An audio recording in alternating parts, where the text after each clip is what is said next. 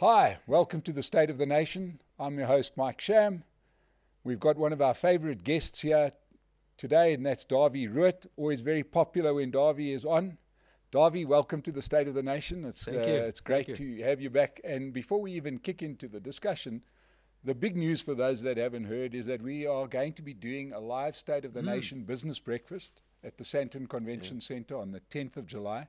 And you're going to be part of it. I'm looking forward. Yeah, we're gonna have a couple of the opposition politicians, John Steenhuisen, Herman Mashaba, Musi Maimani, and then a couple of analysts, yourself included, where we're going to find out exactly what these guys stand for and whether we can salvage South Africa. Yeah, I'm planning to make life difficult for them. Because I've been following some of your commentary recently, and it hasn't been terribly flattering towards the government, has it?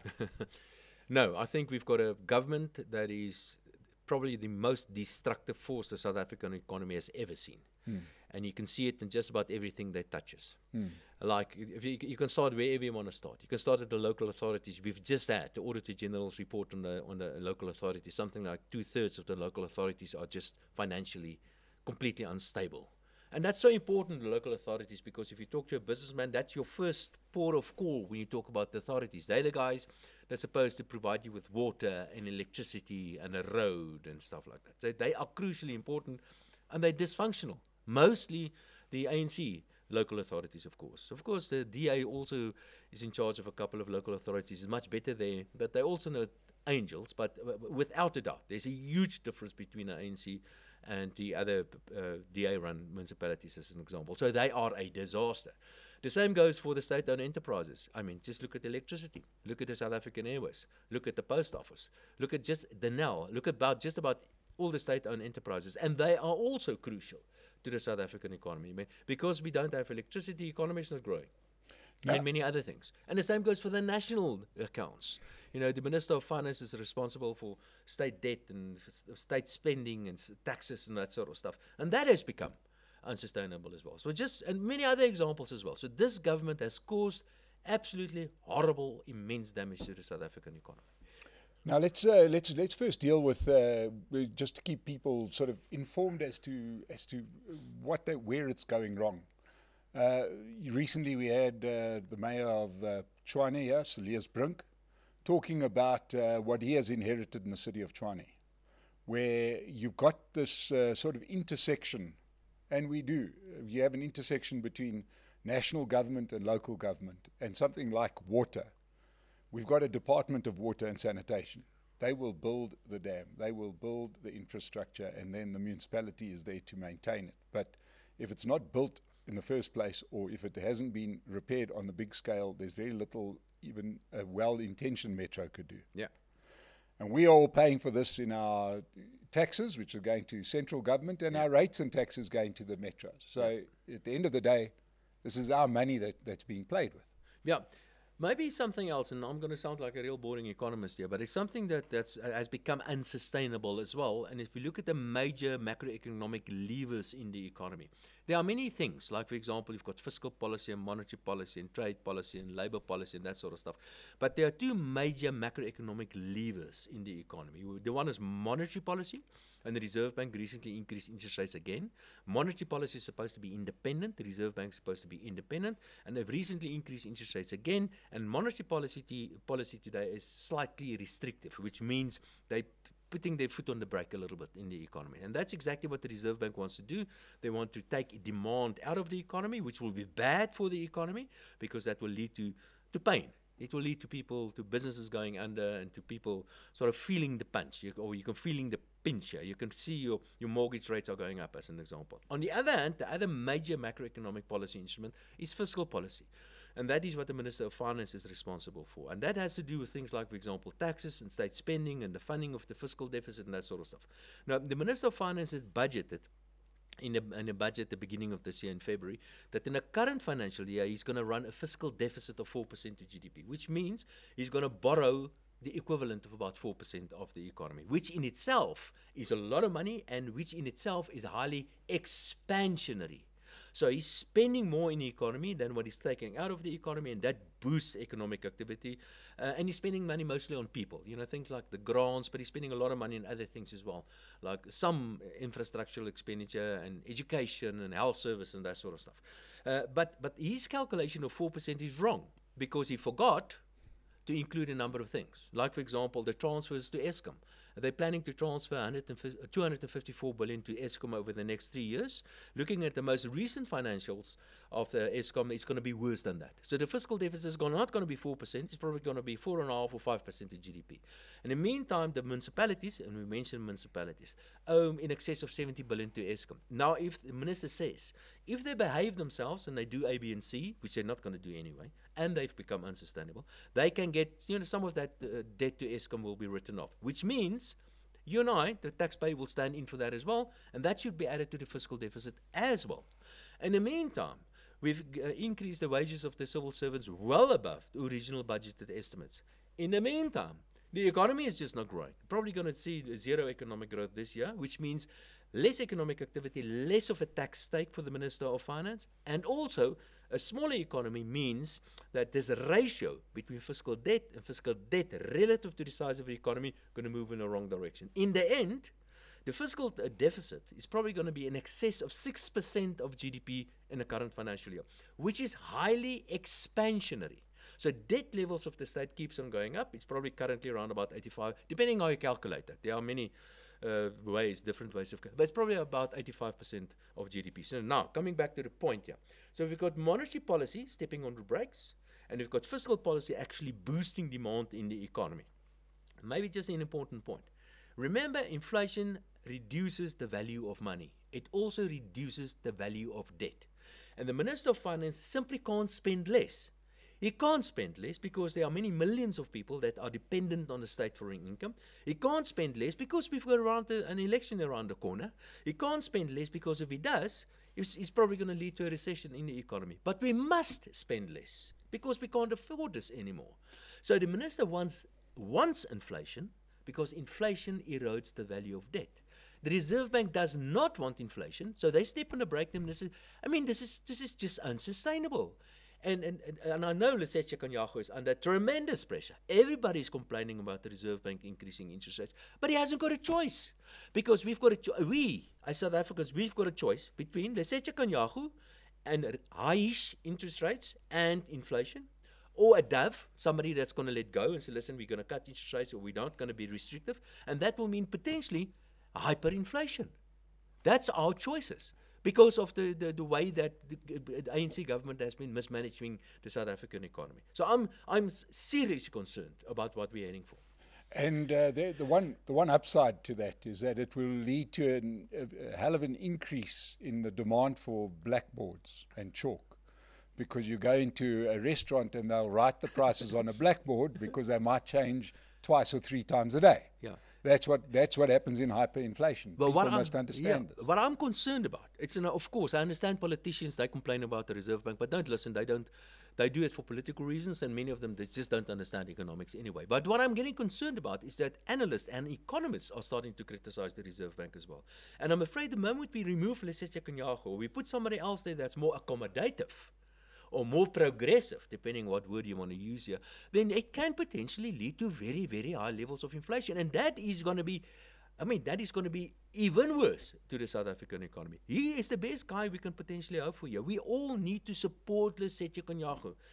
Because without him, I'm afraid we're heading for some serious troubles. Yeah, that's the one anchor. And I think for a bit of, to explain the situation it's in essence a similar situation, I suppose, to what the US has just lived through with their debt ceiling that needed to be lifted, isn't it? Where the government is spending too much money and they need the whole house, as they call it over there, to agree to them to incur more debt. We don't have those kind of checks and balances, do we? Well, I guess that is also self-inflicted. In the case of the US, they've got this debt ceiling and disrupting everything because of the debt ceiling. But there's a major difference between South Africa and the US, apart from the obvious. And there are things like, for example, I mean, they can borrow money for a fraction of the price that we can borrow money. Yeah. And the reason why they can do that, because they are the US, and because the US dollar is the world's most dominant currency. They can also run debt levels much, much higher than what we can afford in South Africa, because of the cost of the price of debt. So we can't do what the US. So yes, it's similar in the sense that it's self-inflicted. And certainly in the case of South Africa, we've had 4 reports the past week. We've got the Auditor General report. We've got a report on health services. We had what's the other reports? We've got the Reserve Bank's report on financial stability in a country. We've got the crime report. We've got those 4 reports the past week in South Africa. And all 4 of those reports point to one thing, and this is a dysfunctional, useless, corrupt government that we have. And they're causing damage everywhere. This must come to an end. Dawie, there's that wonderful old saying, and you cannot improve on it, and that is, the old question of how you go bankrupt. You go bankrupt slowly and then quickly. Yeah. And it feels to me that South Africa is in the process of doing that. And by that I mean, if you look at the problem that we have with water now, at the moment, this is not, and Eskom to a degree, this is not a problem of now. This is a problem of 30 years ago, exactly. 20 years ago, right, 10 years ago, when the appropriate actions weren't taken at that time. Yes. Am I correct? Yes. So, what we've got now is, there is a fear worldwide, for example, that bridges are going to collapse all at the same time because they were all built in the post-war era. You don't rush out and check the bridges every 6 weeks. You check the bridge when it falls down, and this is potentially a global problem that they've. When you build a bridge, you say, well, that's going to last for 100 years. And now suddenly, we're getting closer to that 100 years. Yeah. In South Africa, some of our infrastructure, rail, electricity, water, is stuff that was put in a bygone era, which we cannot talk about. And the ANC, I mean, they've got the gall to say it's what happened on Hammanskraal with the cholera there. They've got the gall and pointing the finger at the DA. Things started falling apart when the ANC was in charge of that specific infrastructure. Yes, I'm afraid to say, if you don't maintain infrastructure, you can go on for that for a long time, and you can basically eat up your infrastructure for quite a long period of time. That's exactly what we've done, but suddenly it will come to an end, and we are there now. And you see that in things like, for example, the exchange rate of the currency. The rand is collapsing because the economy is not growing, because infrastructure is collapsing. But let's not get too negative. There are many positives. Of course, there's a lot of pain associated with that. But let me give you one number that I have calculated. If you go back 10 years and you use, say, 100 units of electricity to produce 100 units of the economy, of GDP, and you compare it to today, if you use 100 units of Eskom electricity today, we produce 135 units of the economy. So that's a huge, about 20% improvement in electricity productivity, while there's also a huge increase in the generation of the private sector, electricity generation of the private sector. So that, in a way, is a good news story. And the private sector is taking over all these other things that the state is supposed to provide as well. So in a way, we're privatizing a lot of things in the country. Well, you could take it a step further. Everybody talks about the resilience of South Africa, but it's, I think that's. I'm not a fan of that term. I think what we've got here is the entrepreneurial spirit of South Africans, to identify a problem and not wait for somebody to fix it up. You fix it up for yourself. Yeah. But the privatization in South Africa is rampant, isn't it? I mean, we've got privatization, obviously we've seen it of security, we've seen it of a whole lot of things. I find it quite interesting, if you really analyze it, President Ramaphosa has privatized his cabinet, in that he's got a cabinet to do a whole lot of work. Yeah. And instead he keeps on bringing people in that he's putting in the presidency to do the work of the cabinet. And nothing exemplifies as better than having a minister of electricity when you've got a minister of mineral and energy. Right? Yeah, he's got a duplicate. You've got a duplicate there, and you've got a minister of public enterprises. But basically, he can't trust Gwede Mantashe and Pravin Gordon to do their work because nothing suggests that they will. For good reason, I must say. Can't trust the two of them. Yes. And sadly, Andre de Ruyter wouldn't mention names, but there's obviously rumors, and we know that ideologically or whatever drives them, they will not do their work because we haven't added any megawatts. Pravin Gordon is an interesting one. I believe that Pravin Gordon is the worst Minister of Finance we've ever had. I believe Pravin Gordon should be blamed for the mess of the fiscal accounts today. Yeah. Because, of course, it was not only him. It was Zuma, it was the international crisis and all. But he was the Minister of Finance that set the whole thing in motion, where the fiscal accounts became eventually where they are today, unsustainable. And he was the guy, while I was the Minister of Finance, that also set this whole thing in motion of the state-owned enterprises collapsing. And today he's the Minister of State-owned Enterprises, and he's continuing with his destructive work. Yeah. So for some weird, and I don't think he had his fingers in the cookie jar, just by the way.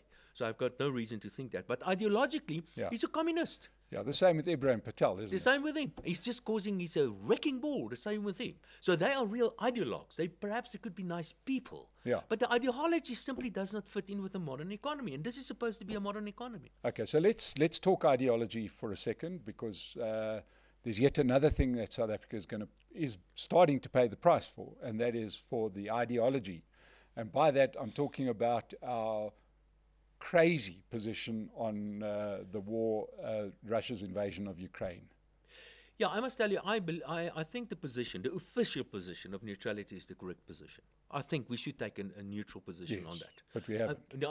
Well, we say we've got a neutral position, but we don't act as if we've got a neutral position. It's a bit like having a crooked referee in a boxing match. He's still a referee, but he's actually, and he says, I'm a referee, I'm fair. And South Africa being part of BRICS, I think it's a good thing. South Africa having a neutral position, I think it's the right position to have. But then really be neutral. And that's certainly not what we are in South Africa. And there are, the past 2-3 months, for the first time, I get calls from international journalists and they ask me about questions like, for example, what's the impact of sanctions going to be on South Africa? And I say, what? You're talking about sanctions? Yes. We're talking about sanctions. See what happened to the exchange rate of the rand when the American ambassador made those comments about the export of weapons to the Russians, as an example. There's even talk, some people are talking about the Reserve Bank. Yes. In fact, the Reserve Bank of all institutions are talking about the potential impact of things like, for example, capital flows out of South Africa and so on. So sanctions are become a real potential risk to South Africa. And the impact of that, even the talk of that is already having this huge impact on things like, for example, the exchange rate of the currency. So and what I'm concerned about, and maybe we should talk a little bit about politics, what I'm concerned about is that we're not going to get rid of the ANC overnight. Even at the next election, the ANC still, it's going to be hugely unlikely that the ANC will not be part of government. They're going to be part of government. Perhaps not the dominant, maybe not the majority, but they're still going to be in parliament. And that means that this uncertainty in terms of ideology certainly, and policies, that sort of, will still be with us for years. So we're in a transition phase, a political transition phase, which will be disruptive. It will lead to uncertainty, it will lead to volatility, and it will lead to economic growth. A weak economic growth. So I'm afraid, because of politics, we're in for some difficult times for years to come. This is not something that's going to end overnight. Obviously, I've spoken to a lot of politicians, and the political dimension, I feel, is a bit like going into the last couple of minutes of a sports match, and the score is very, very close as to the team that we are supporting.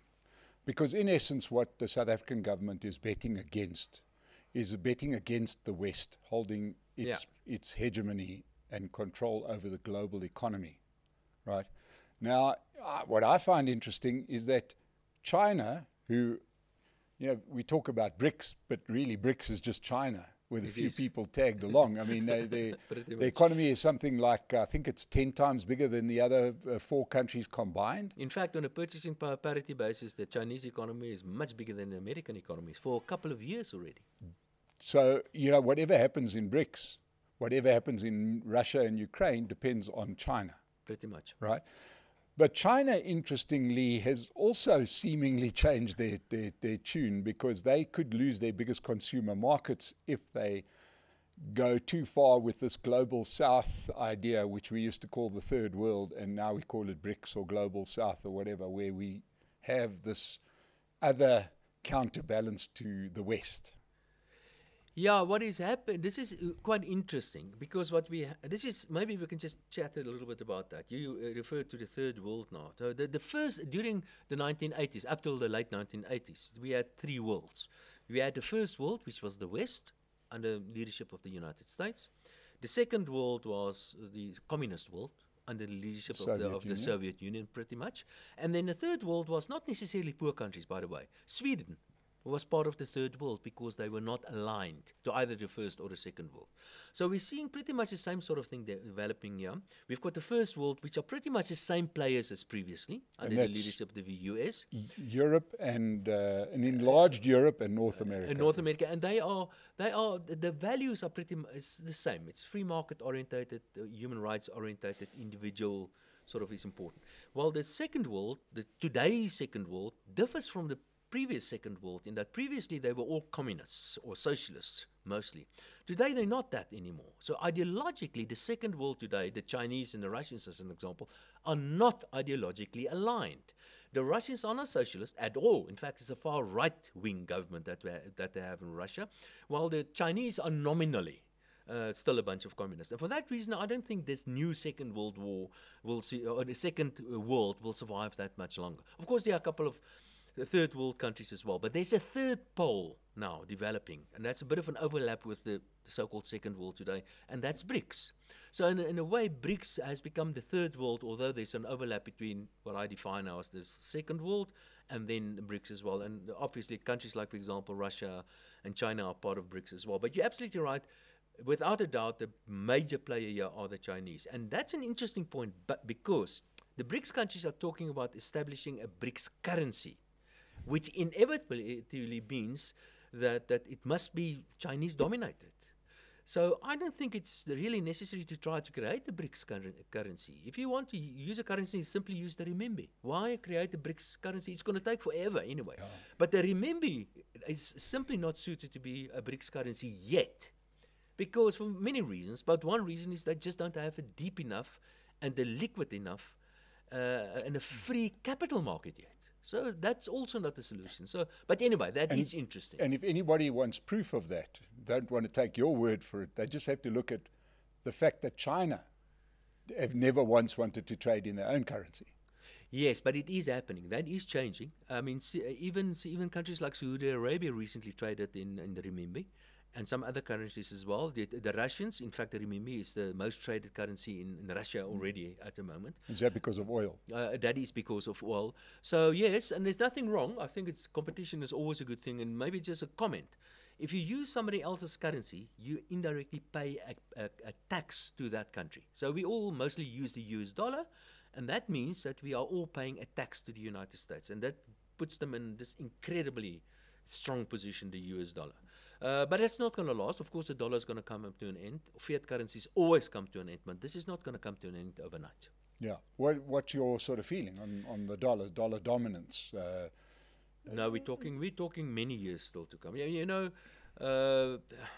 you need to, like I said, I spoke about the capital market. You need to the only currency at the moment that can potentially rival the US dollar are the Europeans. The problem with the Europeans, it is a free currency without foreign exchange regulations, but it's a fragmented capital market. They're trying to change that now. They've started issuing some European bonds recently, but it's a tiny fraction of the total capital market in Europe.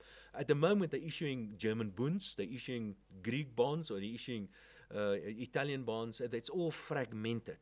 So, but the Europeans, without a doubt, are trying to create a more unified capital market. And if they do that, then they can potentially be the real rivals to the US dollar. But that's going to take some time as well. So the euro is the only currency at the moment that can potentially rival the dollar, but that's going to take some time as well. So, but the next currency obviously must be the renminbi, but they are very far behind the Europeans even. And Dawie, your view on China, and because China's an interesting place that I feel in this thing, everybody sort of seems to have a view on China that is not backed up by the Chinese themselves. Yeah. Just look at a few fundamentals.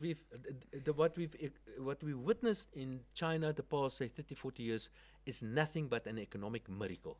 It is hundreds of millions of people were lifted out of abject poverty. Abject poverty is where you go to bed hungry. You don't get enough to eat. They do not have abject poverty in China anymore. By the way, we've got some abject poverty in South Africa, and people are going to bed, and it's getting more and more people. That's something I'm very concerned about. But so we've had some years the Chinese economy expanded by 12%. I mean, 12% in 1 year. That is amazing economic growth. Gradually over time, economic growth started slowing down as the economy evolved and becoming a more modern economy. But there's something else that's happening in China, and that their population growth has just turned negative. So the population from now on will start getting much, much older suddenly. The Chinese had this amazing, what is called a demographic dividend, that really supported this growth in the economy. And of course some other policy changes as well, but that contributed to this amazing economic growth that we've experienced. And I think the Chinese economy growth will slow down and will continue to slow down, and it will go down to 2, 3, 4% kind of thing. Much more in line with what we typically find in the the rich world. There's something else that's important of the Chinese. And now, again, coming back to demographics. Usually what happens to a country is that you become wealthy, and only after you've become wealthy will you become fewer. The population will contract. As the Chinese, in Europe. Typically in Europe. So, and Japan is another good example. But the Chinese and the Russians, by the way, they are becoming fewer before they became wealthy. So, and I don't think the Chinese economy is going to be. Certainly, it will be an economic force. It will still be a very important economic player in the world, without a doubt. But somebody else going to take the baton over from the Chinese, and I think my money is on the Indians. I think the Indian economy is going to cook. I think the Indian economy is that force that's going to drive the world economy forward. And there are many reasons why I think that. They've got amazing, and by the way, there are more Indians today than Chinese. So they've got this amazing, wonderful demographic dividend at the moment. Their qualifications are really good and getting much, much better, and it's Western kind of. So it's easier for the Indians to integrate with the Western economies than what it was for the Chinese. And they've put something that is also very valuable, and that is nationalism. Narendra Modi is a nationalist. Of course, there's some bad things about nationalism as well, but you can usually use a force of nationalism to really drive your economy forward. And I think Narendra Modi is doing exactly that. So my money is on the Indians. I think that economy is going to really grow. Now, of course, one of the things that Narendra Modi has done, if one looks at the current geopolitical situation, is they've definitely put India first in every respect. Right, so they are quite happy to say as little as possible about the conflict, but to take the cheap Russian oil while keeping their trade routes open and not starting any fights. Isn't that the way to do it? That's exactly the way to do it. Be neutral, but really be neutral. And like the Indians, I think they're playing a political game. They do it brilliantly. Okay, Dawie, let's come back home, because we live here. We live in a country where at the moment we have electricity for half of the day, which means immediately you cannot grow your economy, because business requires power. This is not the 19th century. We require power. Therefore, with the electricity constraints, you are constraining growth. Is that too simplistic? No, that's exactly that. I did mention earlier that there's a bit of a silver lining, and that we're using electricity much better than what we used in the past, and we're generating a lot of electricity. But it's going to take time, and it will be disruptive, but it is disruptive, to eventually move to private sector electricity generation. But I've done some calculations, and it's not difficult to see how all of this will work.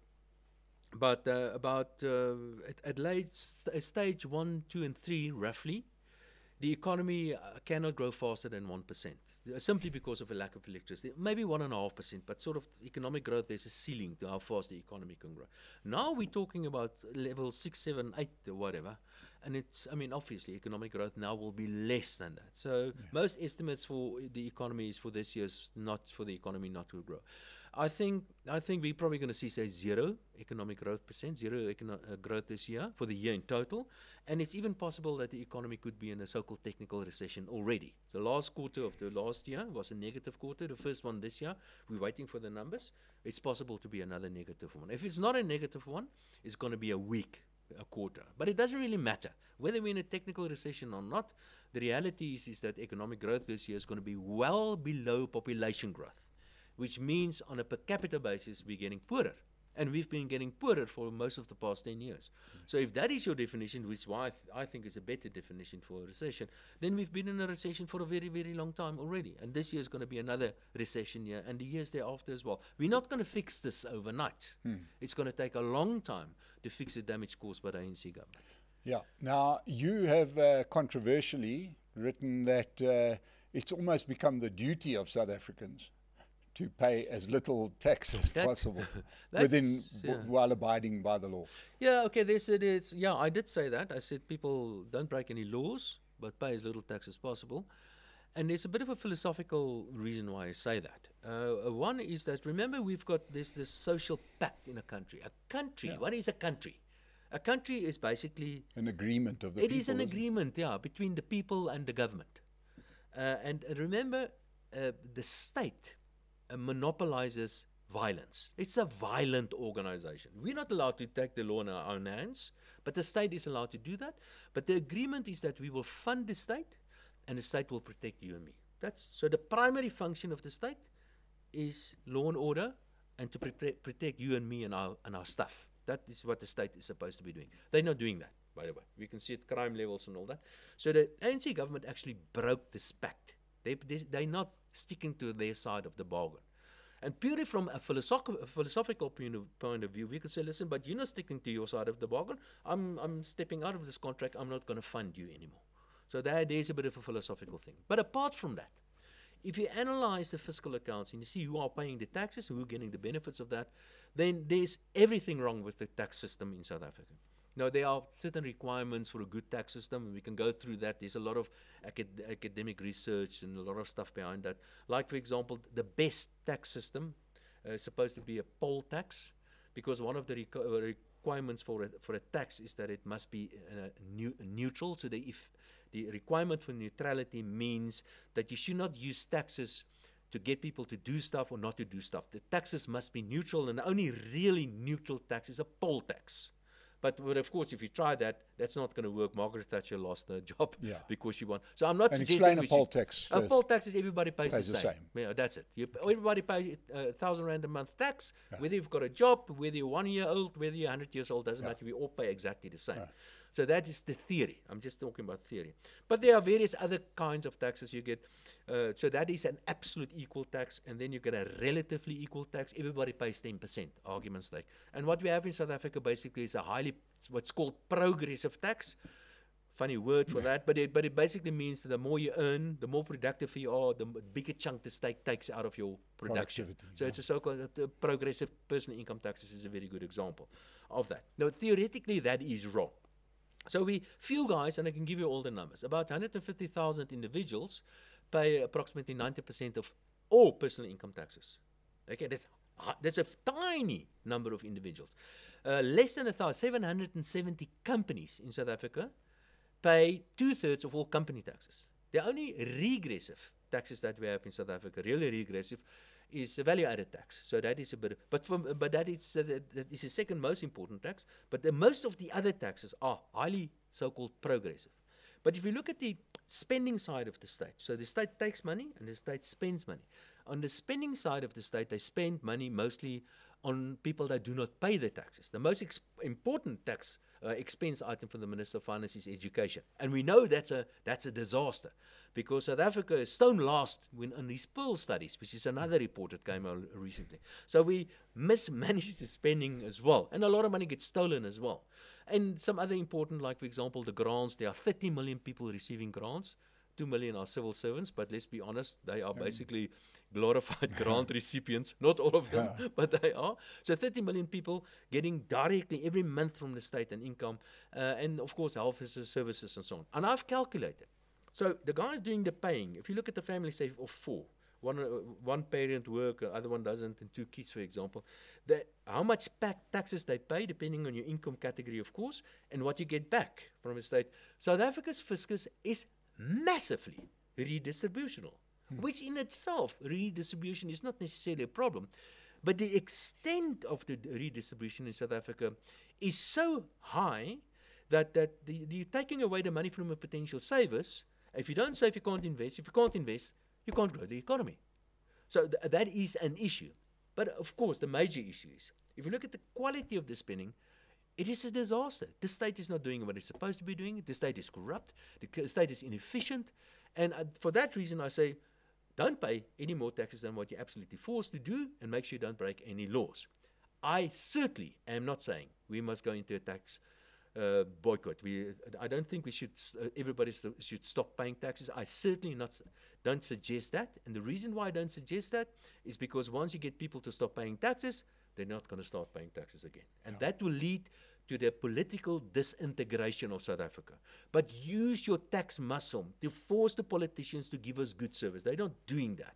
And please don't stop paying taxes. Don't pay your taxes into some trust account or whatever, and pay, because people are going to stop paying taxes and you're never going to turn that around. So don't do that. So I'm not advocating a tax boycott as an example, but without a doubt, put pressure on the politicians where you can.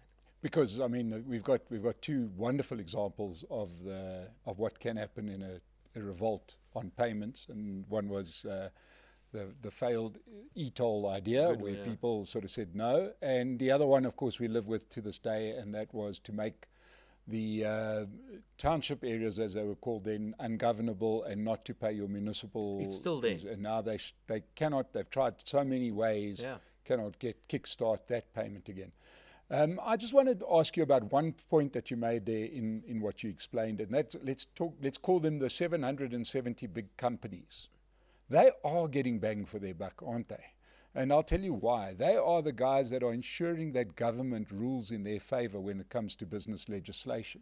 It's impossible to start a business, and these guys just dominate their industry, whatever their industry is. And South Africa's got this terrible climate where, I've been involved in smaller businesses my whole life, and you are on a completely skewed playing field. You're making a very important point here. I know people quite often accuse me of speaking for big business, or speaking for capital, and speaking, and I certainly am not. Because big business, we've got 2 major problems in South Africa. We've got a government that's far too big and incompetent, and we've got a government that favors big business. And I understand why. Because they are the taxpayers, they are the employers in the country as well. But and they are the guys that can afford it to employ somebody to fill in forms. Yes, they can do that because they've got the capital muscle to do that. Small businesses simply can't do that. Small businesses need to compete with big businesses. Small businesses also have to comply with all these silly and stupid laws and everything that goes with that, making it difficult to establish a small business. And by the way, small businesses don't contribute much to an economy. What we need is small businesses to grow eventually into medium-sized and big companies.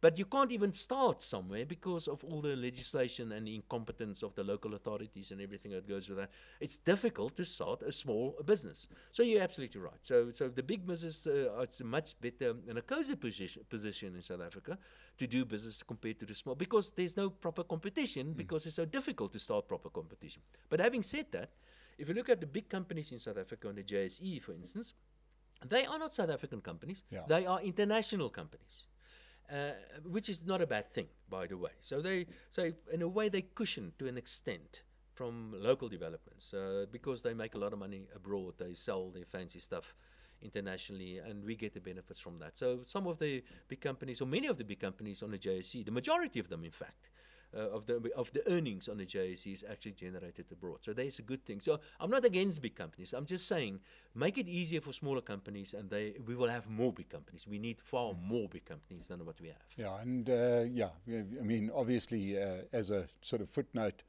we could certainly never get a sponsorship for a platform like this from one of those big companies. They're the only companies that have the kind of budget to sponsor something like the State of the Nation, just in case we should say something that some minister who's in charge of that particular portfolio But that's important point you're making here. But what you're saying here is that business, and that's true, business traditionally in South Africa, not only in South Africa, worldwide, business tend to be quiet when it comes to criticizing their governments. Business don't criticize governments. That's just what they do. Business is there to do business, and they're too busy to criticize government. That's changed in South Africa. I see that every day now, is that business are becoming far more critical than in the past. That's a good thing. Well, if there is some business that has changed and wants to get their name associated to good discussion, please sponsor the State of the Nation. It would be a great help. But Dawie, once again, thank you so much. If you want to hear more from Dawie Roodt, come and join us at our live event on the 10th of July. There is a link down below. Dawie Roodt, thank you once again. Thank you to everybody that's joined us today. If you enjoyed it, please subscribe to the channel. And if you really enjoy it, please become part of our supporters club. You'll see the buttons down below. Thank you all for joining us, Dawie. Once again, it's been fantastic speaking to you. My pleasure, of course. Thank you. Thank you again. See you soon. Cheers. Bye.